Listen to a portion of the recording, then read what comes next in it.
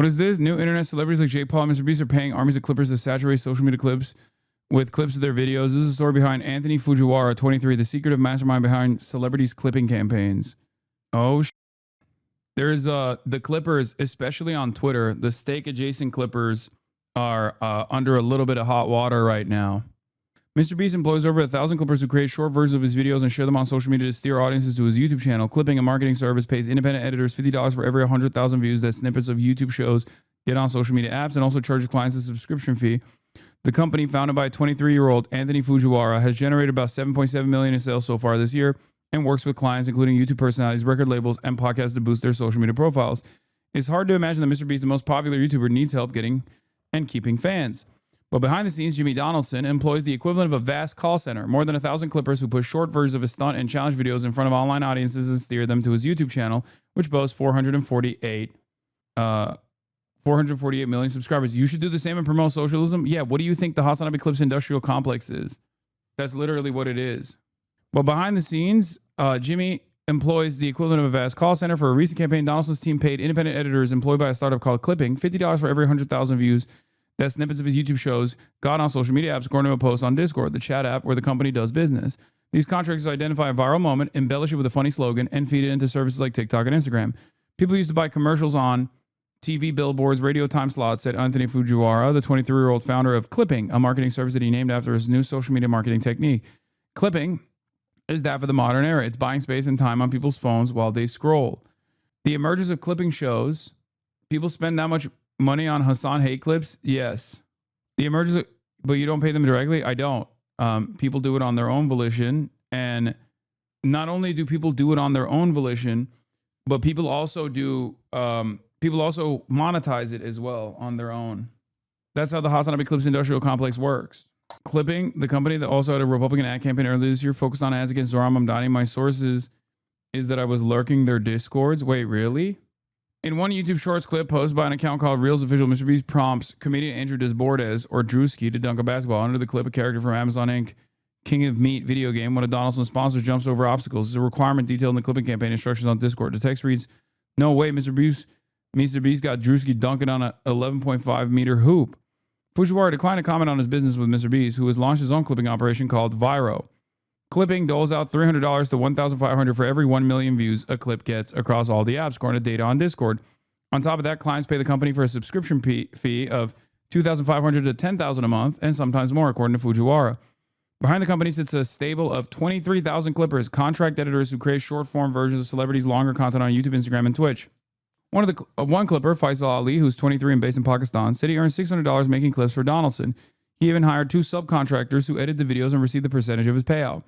The key to having clips find their way into consumers' data feeds is to identify a hook for the first 1 to 2 seconds of a video. Think of it like fishing, he said. Fujiwara started editing YouTube videos in 2018 when he was a 16-year-old attending high school in Los Angeles. His parents, who emigrated from the U.S. to Japan and Costa Rica, pushed him to make money from a young age. YouTubers whose clips Fujiwara edited went from 0 followers to 100,000 in a month, he recalled. Celebrity gamers took note, and soon Fujiwara was receiving inquiries from popular Fortnite players. Not a gamer himself, he applied what he knew about popular soccer videos to clips of video gamers killing their opponents. During the pandemic, Fujiwara began studying strategies for going viral, popularized by self-described misogynist influencer Andrew Tate and his controversial Hustlers University School for teaching money-making skills. In a conversation with gamer influencer Aiden Ross, Fujiwara recalled discussing Tate's strategies and the potential for short-form video marketing. So far this year, clipping has generated about $7.7 million in sales, much of it in crypto. Oh my God. Clients, including the managers of YouTube personalities, record labels, and podcasts, are allocating growing pots of money, in some cases more than $10,000 a month, for contracted clippers. United Talent Agency, based in Beverly Hills, works with Clipping to boost clients' social media profiles and funnel potential fans from short-form video apps onto YouTube, Spotify, or Twitch, where there's money to be made. One recent campaign for Ross reaped 430 million views across 11,000 videos created by 520 clippers, according to the company's social media account. Ross's representatives didn't respond to requests for comment. Clipping is a way to promote your artist through an organic UGC user-generated format, said Dante Smith. Smith came across Clipping in March through word of mouth. When he wants one of his artist's songs to go viral, he and a team of digital marketers study what the subculture to target, such as fashion, sports, or reality television. Then they suggest clippers to pair the song with the video genre. For Bodies, the lead single on Offset's album Kiari, they chose wrestling and anime clips, according to Smith. Everyone from internet celebrities like Ross to Jake Paul to hip-hop artists like Ice Spice and Offset have benefited from Clipping service, according to the company's social media. If it's real people getting paid and not bots, it isn't the worst thing, right? No, it's not. It's just a way to astroturf. It's a way to. It's just a marketing tool. That's what it is. It's just a way to farm out slop. But yeah, Fujiwara still edits videos, including for top YouTuber Darren Jason Watkins, known as iShowSpeed. For others, though, he outsourced clipping to his contractors. This year, he incorporated the company.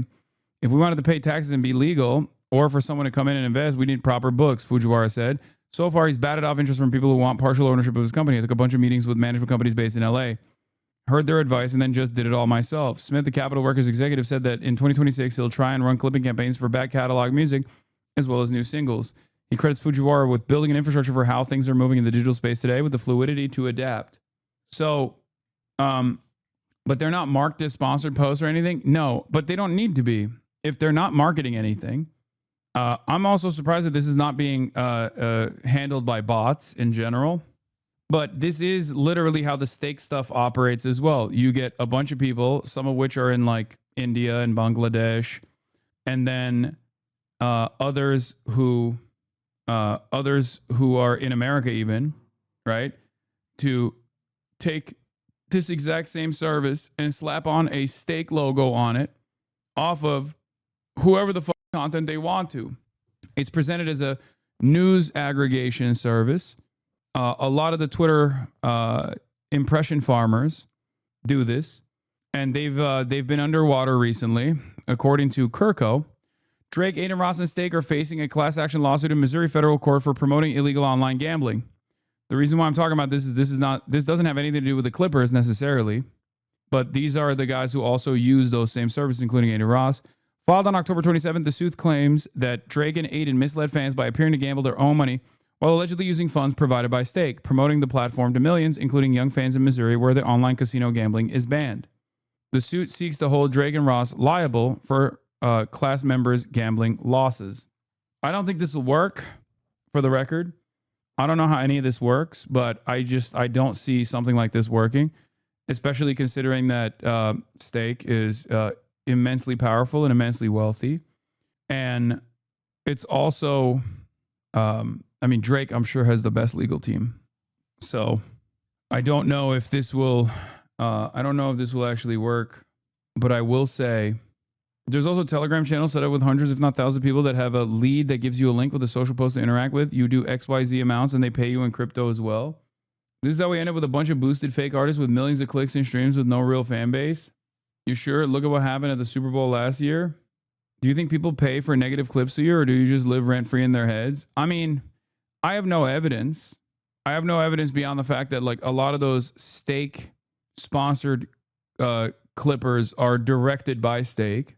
And not only that, but also, yes, they do despise me.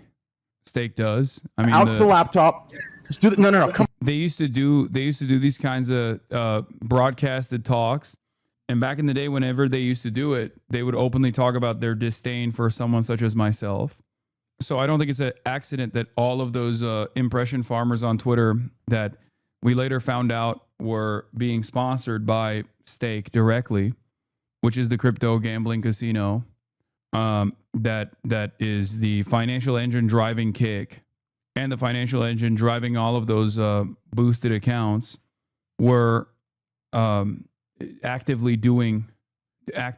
at the heart of all of the controversy that I find myself in, no matter what. I mean, they were literally posting about Kaya. They hate the Twitch CEO and they hate me, and they regularly will post, like those accounts will regularly post about how awful I am all the time. And they haven't stopped really.